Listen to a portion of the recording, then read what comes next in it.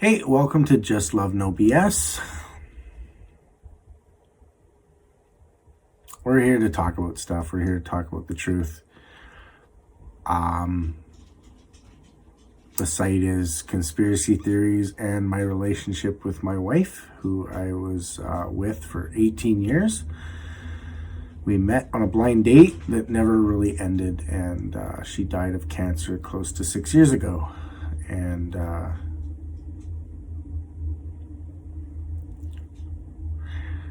some would tell you that I still talk about my wife as though she's still alive. In my own mind, I ask myself, or I tell myself I don't want to be that guy that couldn't get over her. I don't believe there's any answer to grief, to mourning the loss of a loved one, a family member. There's so many different there's so many different relations that can meet with unfortunate circumstances, or circumstances in life that make us question why or what. And that has weighed heavily on me, of course. I'm here and my wife is no longer with us. So when I say my cup is full, my cup spilled over this last week or so in my life. Beginning of 2023, I feel pretty weird about it. I think a lot of people feel pretty weird about it, especially since COVID has affected all of our lives around the world. And in this last little while, I have become entangled, there's a word, with relationships between friends and close people. Not sexual, I better clarify that when I say entangled. I was making a joke, and I'm sure certain people will understand the reference, but I've been entangled with emotions involving close friends and acquaintances, and I really had to take a step back and reevaluate my own life again and what I think, and try to fit into this world that we're living in, this reality that we're all facing with each other. There doesn't seem to be a lot of positivity out there. And I keep waiting for the right time or the right moment to talk about things, and right time, right moments now. I keep acting like, me writing this story or doing this particular video will be the great triumph, and I'll have met the peak, and I'm just getting started.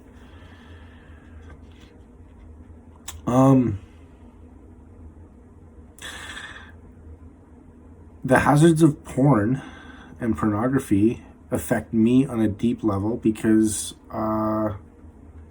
I've battled an addiction to it. That's part of what I want to talk about, part of what my cup is full of. I've witnessed the behavior of close friends recently, and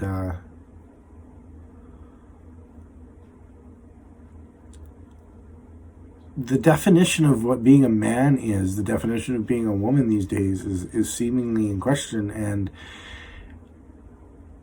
in becoming a widower, I developed a mindset that basically says life has no rules. I don't know what to think religiously. I'm afraid of the word.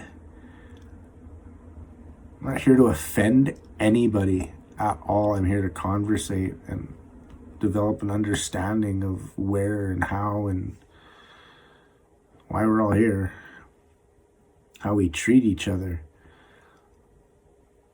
And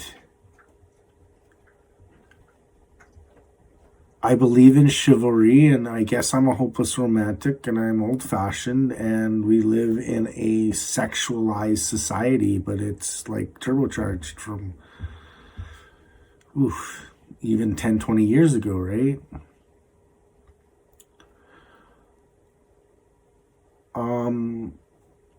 I think the reason I talk about the hazards of porn and the addictions to porn is because I think it's crippling our society. I think it impacts men and their relationships with women a lot more than anybody cares to admit. I think it's become mainstream, obviously. And I guess I'm even tired of it in my own life. I've chased what many men chase. I've chased the friends with benefits or the hookups, or it seems impossible to be on any sort of online dating service without being told that all the men want is sex. End of story. I've been there, done that. I've experienced all of this lifestyle. I mean, me and Nikki were swingers, so I was already accustomed to it, but it's changed. Even the lifestyle has changed. I personally think that 95% of the people out there that claim they are in an open relationship are actually unhappy in their relationship with their partner. And the easiest way to explain cheating is to claim you're in an open relationship. And I invite anybody to debate me on that topic. Leave the comments.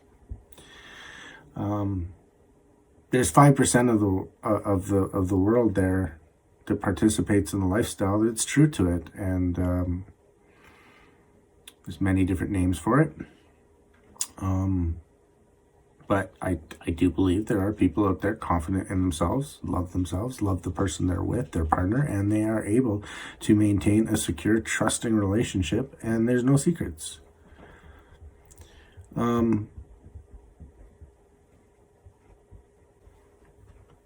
I've got my notes on one screen, and I've got the graphic explaining the hazards of porn on the other. Part of my notes and when I say notes, I mean the article that you can read here with the video. I know of a beautiful woman who I tried dating several times tell me that one of her boyfriends would actually tell her that he would rather watch porn than have sex with her. That's mind-blowing to me.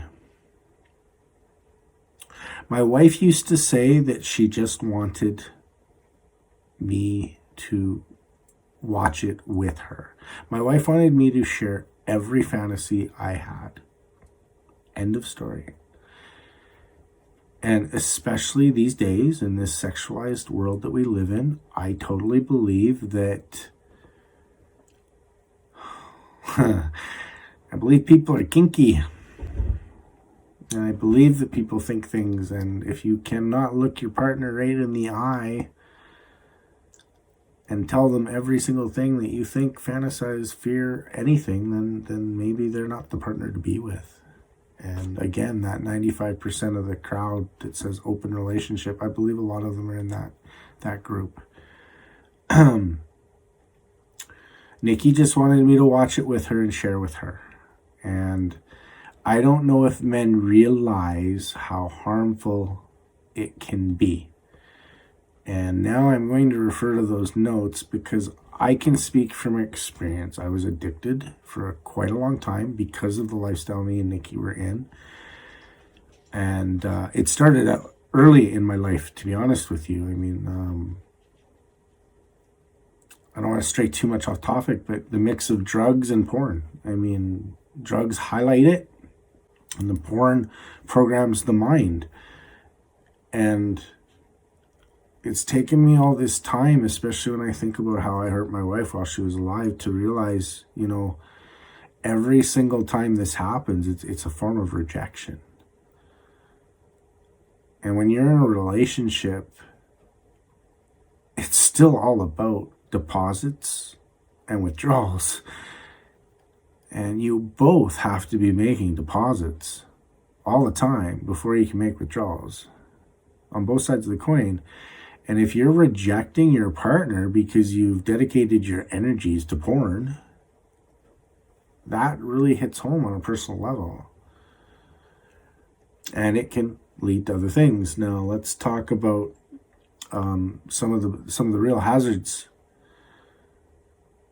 one of the big problems is you build a desensitization, and this can really hurt your partner, because if you've watched things that program your brain and your partner isn't able to arouse you, that's deep. That's more rejection.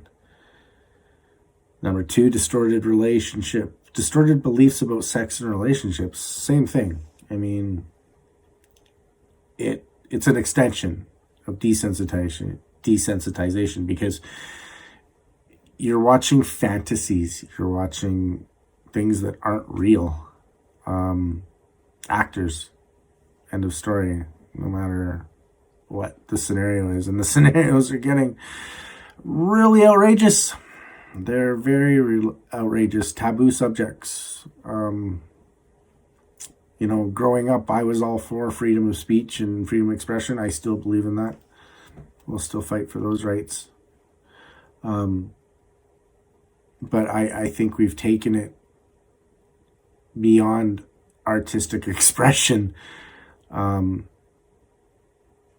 I said, our society is monetized, and I know people are not going to agree with me on this, but I suppose I'm starting to wonder where we draw the line. That's why my cup is so full. I've seen all of these things be very negative in our community and close to me and around me, and I'm dealing with my own addictions. And I think my cup is so full that I've decided I'm sick of some of my addictions, and I'm chasing the wrong things, and I'm trying too hard. I don't know if I'll ever meet another woman like my wife. I hope so. I can say that because I do. I know my wife wanted me to be happy, so I'm talking about these things to release my own energies and relate, and I'm trying to say I don't have an opinion, and they say if you don't stand for something, you'll fall for anything. I think my problem is I am on the fence. I'm beyond being a centrist.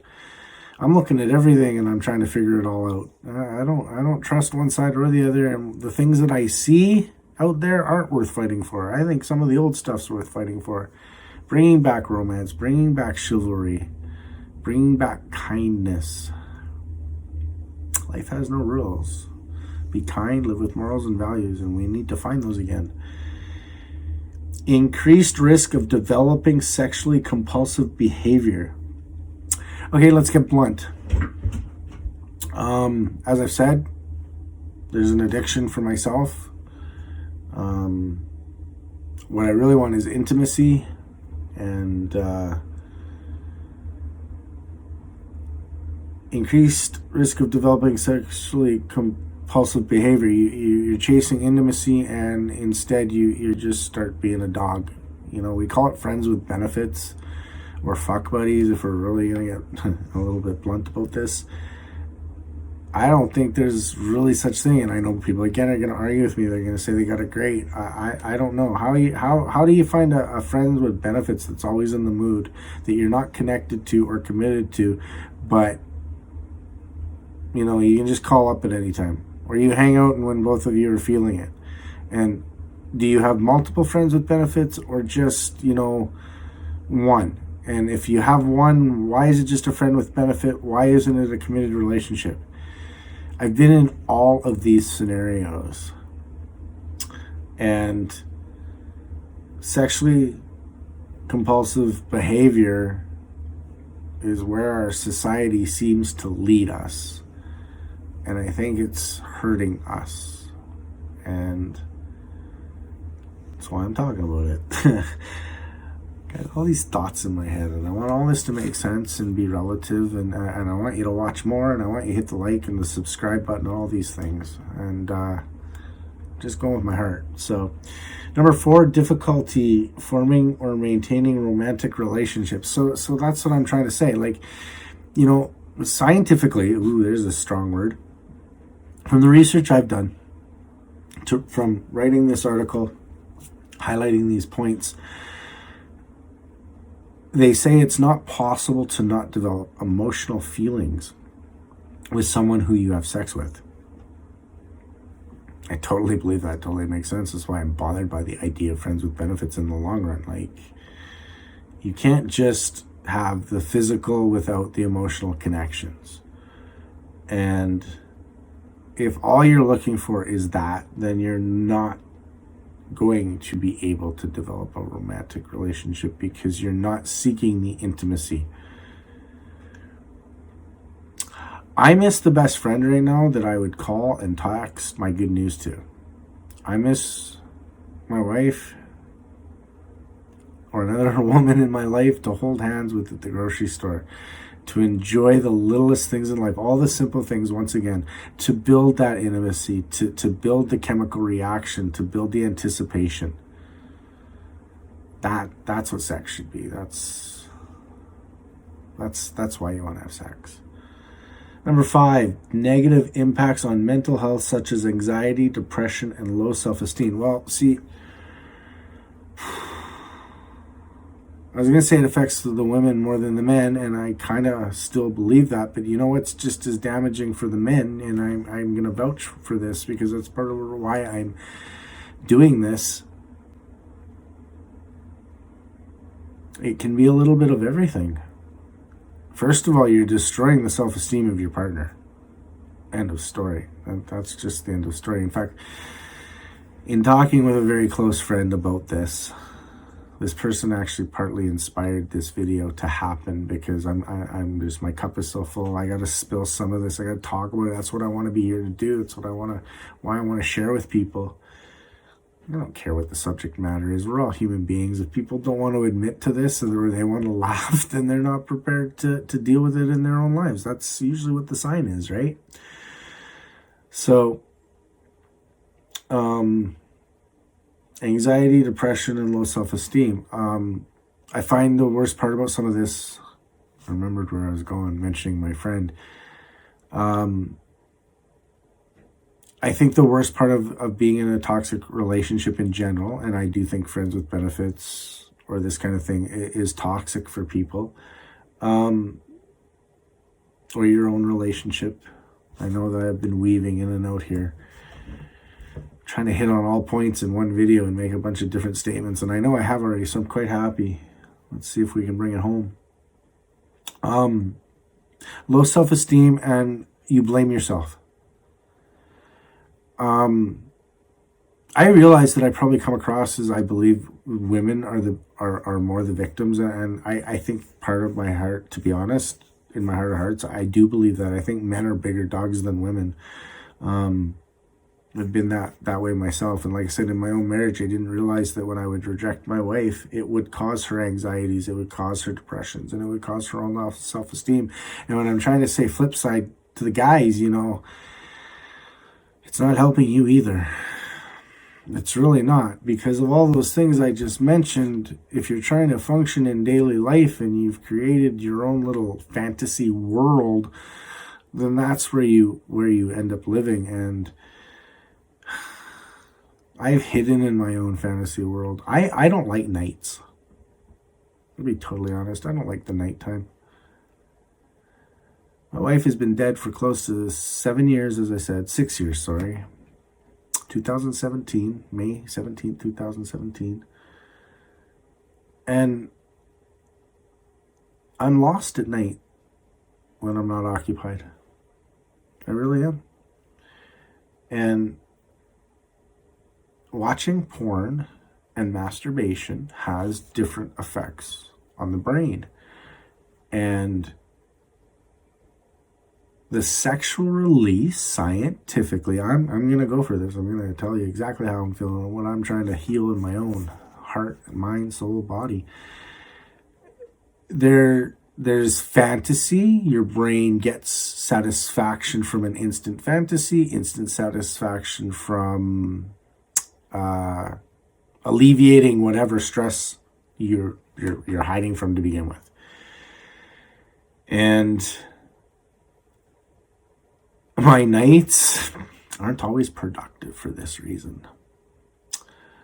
So that's my mix of drugs and pornography, and how I can relate it to seeing my friends interact with each other, the dating world in general. So I suppose I've mixed a whole bunch of stuff together and centered it around the hazards of porn. And the reason I think this is because, like I said, my own experiences, what I see going around. What's my conclusion? Well, we've talked about the serious stuff, what it's doing to our brains. I've mentioned that I believe it affects women more than men on the negative side, especially in relationships. What's my conclusion? We need to remember what sex is all about. It's to create a baby. And in this day and age, I wish the people that didn't want to create a baby would take more steps of prevention. I got a vasectomy. End of story. We knew we didn't have children. Didn't want anything to happen. Got a vasectomy. I'm not going to dive into that subject anymore other than say I think that we need to remember what sex is all about. It's love. It's expression between two human beings. I don't think it needs to be splashed all over a screen for others to view anymore. And because it's been so amplified and our society is so sexualized, I don't know what our children are being taught in schools. I see a lot of things going wrong. So, in conclusion, for real, I'm trying to say that if this affects you, I hope that you will seek help. I hope you will talk to your partner. I hope if you're in a relationship and this is an issue that you can look each other in the eyes and talk about it, because that's the only way you'll figure it out. I suppose that sums it all up. Don't hide anything from your partner, especially porn. It's next to physically cheating. Porn is cheating. I want to finish this by saying my wife's final thought to me and to the world was just love, no BS. If you read the story, and I'll put the link in the description, if you read the story when I confessed my sins to my wife, that's what she said. Love, just love, no BS. Because relationships have enough bullshit dealing with the rest of the world. You shouldn't have to be fighting your partner. Yeah. Her other thought, closer to the end, and she knew she was going to pass away, was for everybody to think good thoughts. That's why I'm here. Thinking good thoughts. Raise the conversation. So if you got some comments, you think I'm wrong about anything, you think I'm right about anything, you feel the need to share, please share. Please comment. I'm of the opinion that the right people will hear the message, and I'm of the opinion that the universe needs the energy to flow. And this feels good. I've made all my points. I hope you'll join me in the next video. Once again, thank you for watching. I'm thinking good thoughts for all of us.